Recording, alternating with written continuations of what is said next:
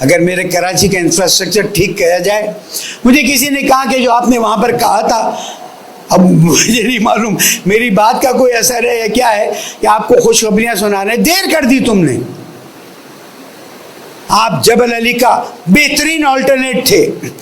آپ کا گوادر جبل علی کے لیے ایک موت کا باعث بن سکتا تھا. صاف کہتا ہوں، ہمارے لوگوں کو نکالتے ہو تو پھر ہم بھی تو بات کریں گے نا.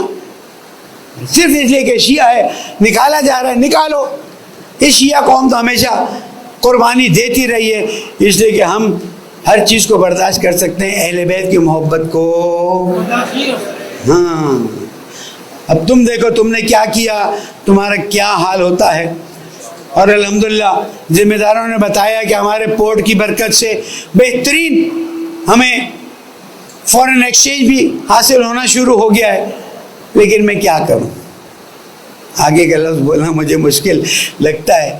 بالکل انہیں سے جا کے کہنا پڑتا ہے یہ زواروں کے مسائل ہیں، یہ عزاداری کے مسائل ہیں، یہ فلاں ہیں. پھر لوگ کہتے ہیں وہاں یوں بولتے ہیں یہاں یوں. بھائی جہاں جو بات کرنے کا موقع کروں گا نا. یہ تو نہیں ہے کہ ظاہرین کا مسئلہ ہے تو میں کہوں گا نہیں کیونکہ انہوں نے یہ کام خراب کیا ہے اس لیے میں ظاہرین نہیں. ظاہرین کا مسئلہ اپنی جگہ پر، عزاداری کا مسئلہ اپنی جگہ پر، دوسری چیزیں اپنی جگہ پر ہیں. بہرحال امید ہے انشاءاللہ کہ میرے پاکستان کے انفراسٹرکچر کو بہتر کیا جائے گا، خاص کر کراچی کے انفراسٹرکچر کو بہتر قرار دیا جائے گا.